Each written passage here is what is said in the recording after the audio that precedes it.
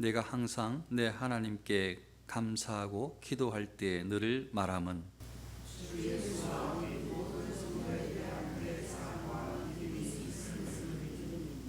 이로써 내 믿음의 교제가 우리 가운데 있는 선을 알게 하고 그리스도께 이르도록 역사하느니라.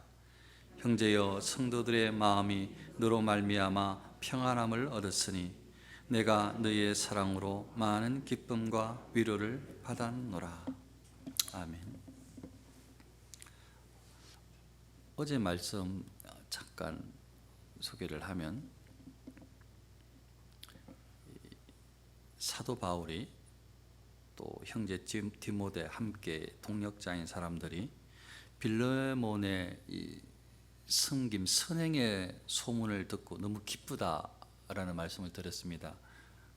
왜 그렇게 기쁠 수가 있는가 하면, 빌레몬이 행하는, 성도를 향해서 행하는 이 선한 모습들이, 베푸는 것이, 사랑이 사람을 대상으로 하는 듯 보였는데 사실 하나님을 사랑해서 하는 행위를 하고 있다는 것을 사람들이 알게 되었습니다. 저 사람이 지금 하나님을 사랑해서 하는구나, 하나님을 믿는 믿음으로 저렇게 성도들을 사랑하는구나, 이걸 알게 되었습니다. 그래서 그 모습이 너무 아름답고 또 그걸 소문을 들으니까 너무 기쁘다. 내용은 간단하게 말하면 그런 이야기입니다. 오늘 그 기쁨이 말로 말을 할 때 이게 바울이 기쁘다고 표현을 했는데, 또 한 단어를 좀 더, 다른 단어를 더 붙이자면 평안하다고 표현을 같이 하고 있어요. 평안하다고. 그 너의 그 선행에, 그리스도를 닮아가는 모습에 너무 기쁘고 또 그 평안하다는 이야기를 하고 있어요. 실질적으로 누가 평안하냐는 그 섬김을 받는 사람들이에요. 섬김을 받는 사람들인데, 그 소식을 듣는 사람인 바울도 평안함을 느껴요. 그래서 이 말씀을 다시 잘 이해시키면 이런 거예요. 이런 마음이 실제로 느껴진다고 생각이 들어서 한번 제가 설명을 해봅니다. 누군가가, 어떤 사람이 다른 사람들을 향해 성도들을 막 살펴요. 성도를 살피고 베풀어요. 자신의 재산을 아낌없이 나누면서 섬겨요. 사랑으로 섬기는데, 왜 저렇게 사랑으로 섬기는가, 또 왜 나를 섬기는가, 이렇게 봤더니 나 사람 한 사람에 대해서 집착하는 것이 아니고, 나 사람도 사랑하지만 실질적으로 처음에 그 중심에 하나님을 향한 마음이 너무 그 사람이 가득한 거예요. 예를 들면 빌레몬이 그래요. 하나님을 진짜 만났어요. 저 사람이 하나님의 은혜 가운데 막 고백하면서 날마다 기뻐하며 살아가요. 저 사람이, 빌레몬이. 그러니까 하나님의 사랑을 알고, 하나님께서 자신을 사랑한다는 것을 알고 믿음이 아주 견고해요. 누가? 빌레몬이. 하나님을 사랑하는 마음이 가득하고 하나님을 향한 믿음이 아주 견고한 이 사람이 하나님을 사랑할 뿐만 아니라 하나님을 사랑하는 마음, 또 믿음을, 이 마음을 가지고 사람을 향해서, 형제를 향해서, 성도를 향해서 베풀기 시작하는 거예요.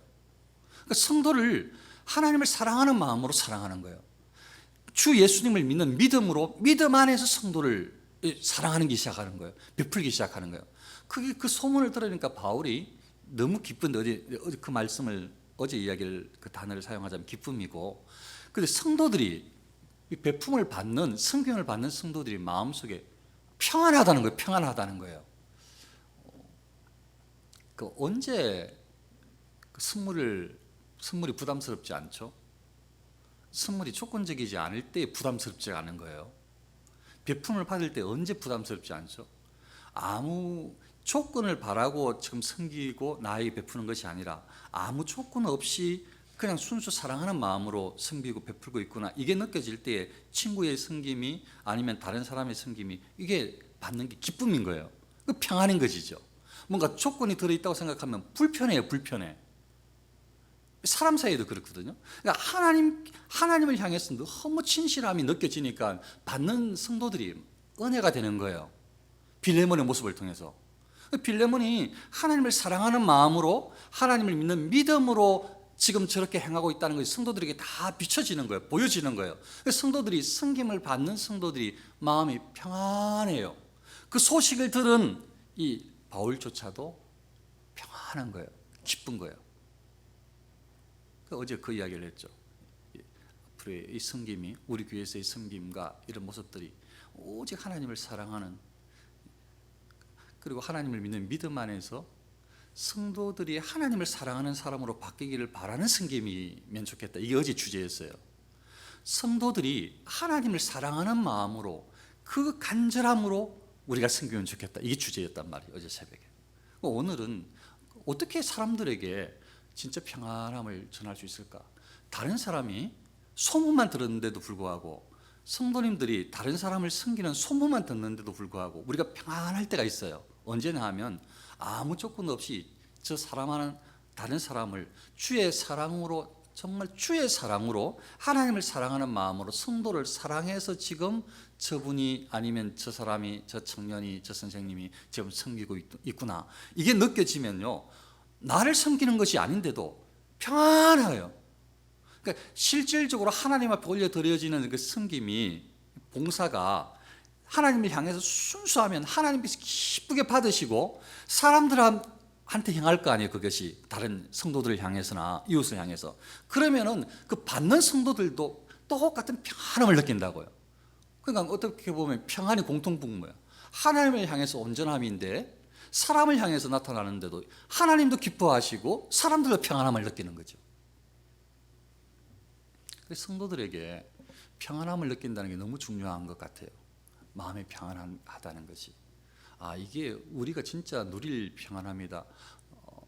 제가 우리 군사님께서 기도를 너무 잘 준비해 주셔서 은혜가 너무 되었어요. 그래서 근데 제가 군사님의 말씀하셨던 것들을 좀 탁탁탁 꼬집지는 못하겠는데, 제가 지금부터 설교하는 내용을 들으면 그 군사님의 기도 내용과 비슷하다는 것을 느끼게 될 거예요. 제가 준비한 거. 그래서 놀랍죠, 하나님의 은혜는. 군사님이 그냥 기도하셨지만, 그냥 하나님은 그냥 기도하시는 분은 아니에요. 아마 몇 가지에서 군사님이 기도했던 주제하고 같다는 것을 곧 느끼게 될 거예요. 첫째, 우리가 어떻게 하면 평안을 누릴 수 있는가? 첫째로 우리가 입술에 이 평안을 비는 입술이 되면 좋겠어요. 그러니까 다른 말로 말하면, 신약으로 말하면 에이레네, 구약으로 말하면 샬롬, 평안이 있을지어다, 평안이 있을지어다. 이걸 우리가 평안을 빌어주는 거죠.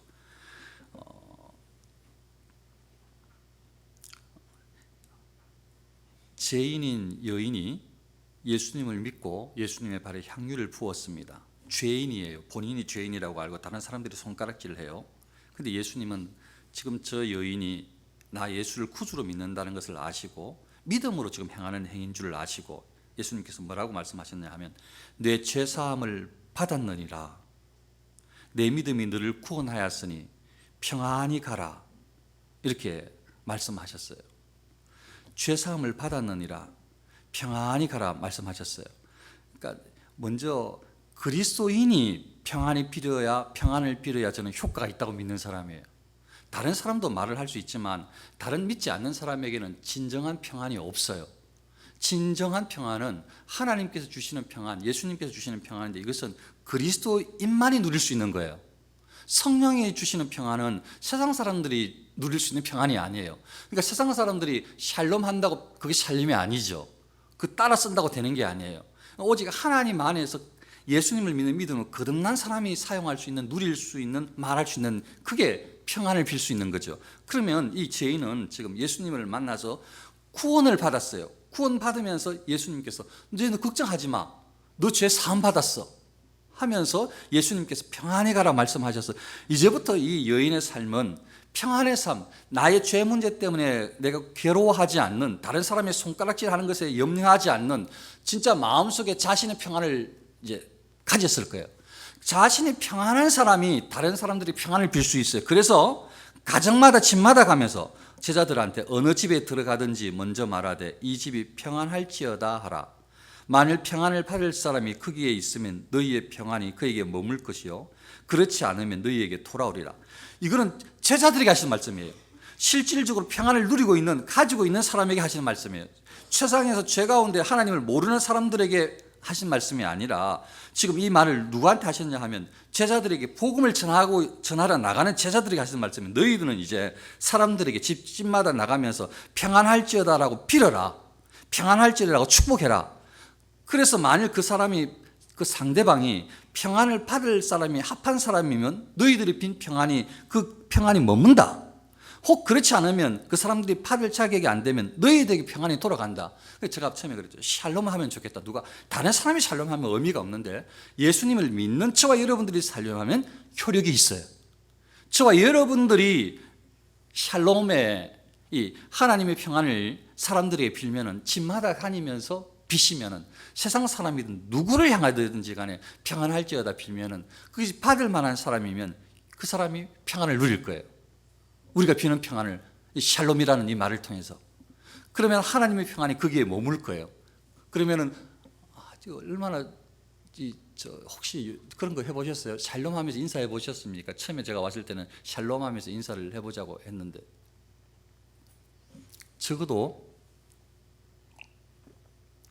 제가 중고등학교 시절 때 이걸 배워가지고 샬롬을 인사를 많이 했어요. 근데 이 느낌이 들어서 한번 소개를 하면 그때 선생님이 뭐라고 가르치셨냐면 그 유대인들이 인사할 때 샬롬 하면서 평강을 빌면서 인사를 한다는 거예요. 그게 너무 좋아서 저도 그 무리도 인사할 때 샬롬하라고 인사합시다 하니까 그 손가락을 이렇게 해가지고 샬롬 하자는 거예요. 그래서 선생님을 만나든지 친구를 만날 때 그 한 일정 기간 동안 계속 샬롬 샬롬 막 그랬단 말이죠. 예. 그랬는데 희한하게 기가 막히게 제 마음속에 이걸 준비할 때 샬롬이라는 것을 외치려고 할 때에 제 마음이 막 편안한 거예요. 편안한 거예요.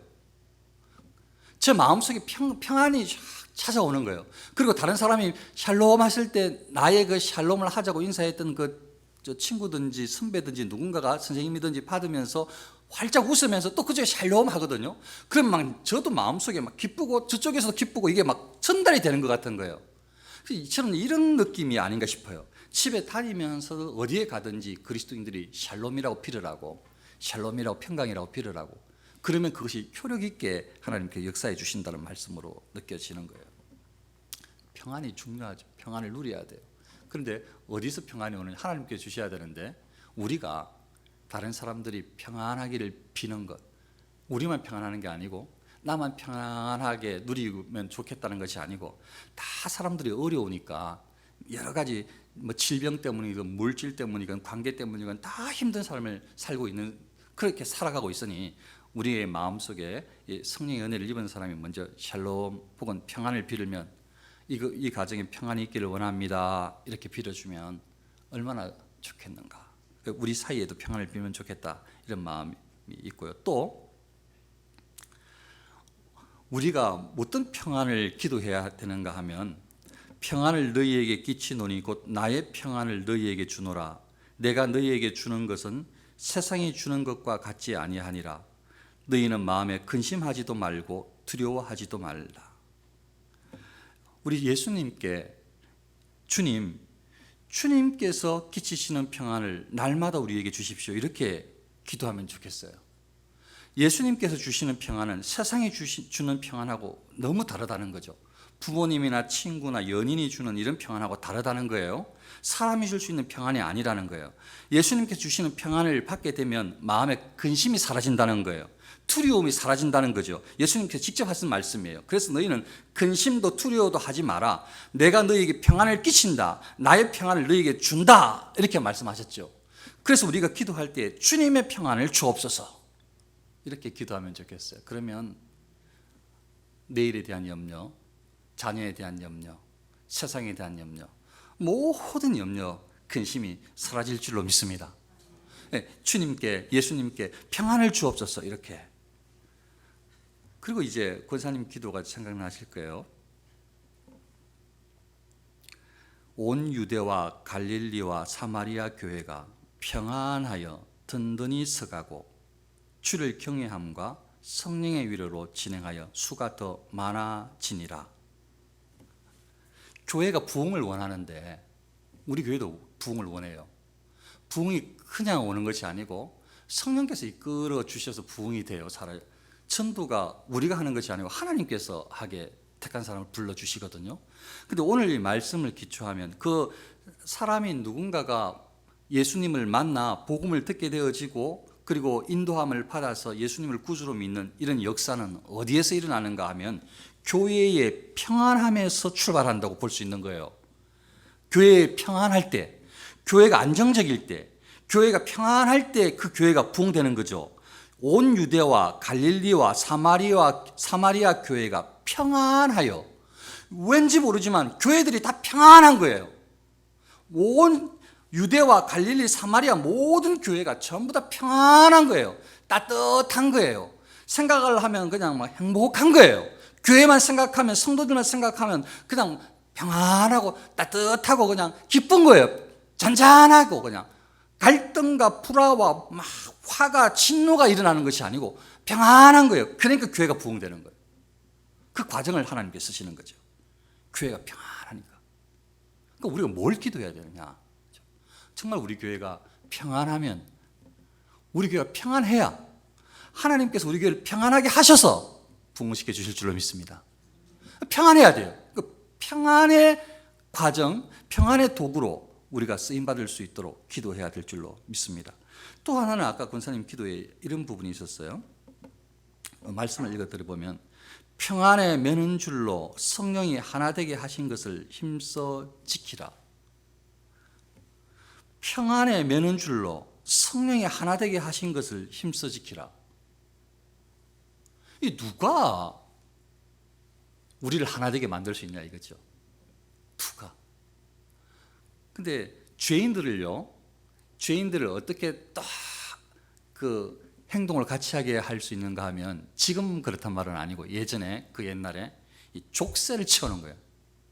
족쇄를 치워놓으면 이 전부 다 뭐 한 50에서 한 뭐 40에서 50 이상 되는 그 이 족쇄를 차가지고 그냥 아장 이렇게 같이 걸어 나가야 돼. 어디를 가든지 꼭 같이 이게 다 채워놓으면 그 줄줄이 그냥 사탕이야. 다 엮여서 그냥 똑같이 걸어 다녀야 돼. 지 혼자 이렇게 따로 이렇게 벗어날 수가 없어. 거기에 족쇄 찬 그 줄에 찬 사람들은 전부 다 죄인들은 똑같이 행동을 할 수밖에 없어요. 족쇄가 딱 묶어 놔버렸거든. 그 사람이 무슨 죄를 지었는지는 몰라도, 어떤 생각들을 하고 어떤 언어를 쓰는 사람, 어떤 지방 사람인지는 몰라도 그게 채워진 족쇄에 찬 사람들은 똑같이 화장실 가면 같이 가야 되고, 앞으로 가면 똑같이 앞으로 가야 되고, 한 사람이 넘어지면 같이 넘어질 수밖에 없는 거예요. 같이 행동할 수밖에 없는 거예요. 교회에 전부 다 다른 사람들이 다녀요. 다른 사람들이 다 다른 생각을 하고, 교육도 다 받은 것도 다르고, 전부 다 무엇을 선호하는 그리고 생각하는 관점이 다 달라요. 이 다른 사람들을 어떻게 하나로 묶을 수 있는가? 우리의 노력으로는 되지 않아요. 성령 하나님께서 우리를 마치 족쇄를 채우듯이 묶어 주셔야 되는 거죠. 그게 오늘 성경을 표현하자면 평안에 매는 줄이에요.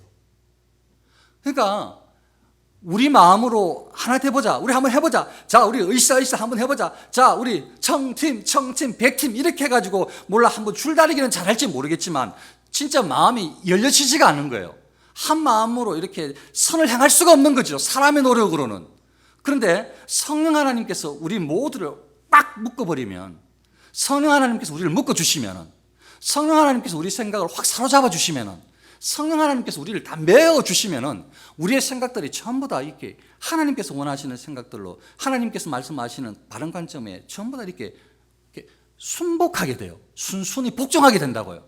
그러면은 하나님께서 원하시는데 이 진리 아니면 말씀에 전부 다 따라서 다 다른 생각들을 하고 있어도, 다 지지하는 당이 달라도, 전부 다 생각이 다 달라도 하나 될 수밖에 없어요. 성령께서 확 묶어주시면. 성령께서 우리 교회를 묶어주시기를 축원합니다. 우리 성도님들을 다 묶어주셔서, 우리를 똑같이 묶어주셔서 딴 생각, 딴 말, 딴 행동을 못하게, 오직 하나님께서 원하시는 행동, 말, 하나님께서 기뻐하시는 일들로 전부 다 하나 될 수밖에, 한 일을 한 가지로 한 목적을 추구할 수밖에 없도록 성령 하나님께서 이끌어 주실 줄로 믿습니다. 그러면은 예수님을 진짜 믿는지 내가 확인을 하고, 예수님을 믿는 믿음, 내가 거듭나 예수님의 사랑, 하나님의 사랑에 감격하여서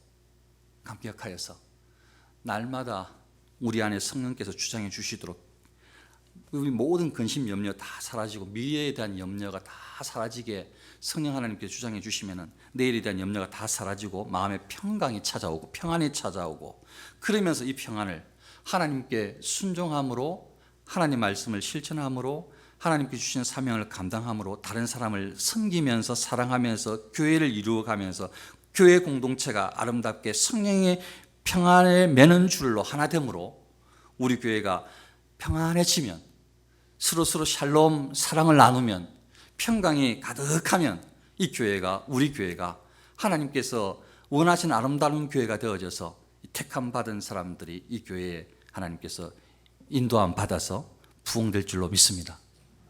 그러면 점점 우리 교회가 하나님의 영광을 드러내는 사랑이 가득한 하나님께서 받으시는 교회, 성도들이 우리 교회를 생각할 때마다, 성도들이 섬기든지 섬김을 받든지 다른 사람을 생각할 때마다 저 사람이 하나님을 향한 진실함이 느껴져서 그것의 불평으로 아니면 시기로 다가오는 것이 아니고 저 순수함이 그대로 와닿아 느껴져서 너무 감사하고 기쁘고, 선을 향하는 것이 다른 사람과 다른 사람은 비판거리로 보이는 것이 아니라 너무 아름답게 느껴져서 감출 수가 필요가 없이 다 정말 드러내도 아름다운, 나한테 주어지지 않아도 다른 사람을 섬기는 것 자체만으로도 너무 아름답게 소문에 너무 기뻐할 수 있는 그런 온전한 교회, 우리 교회 될 수 있기를 축원합니다.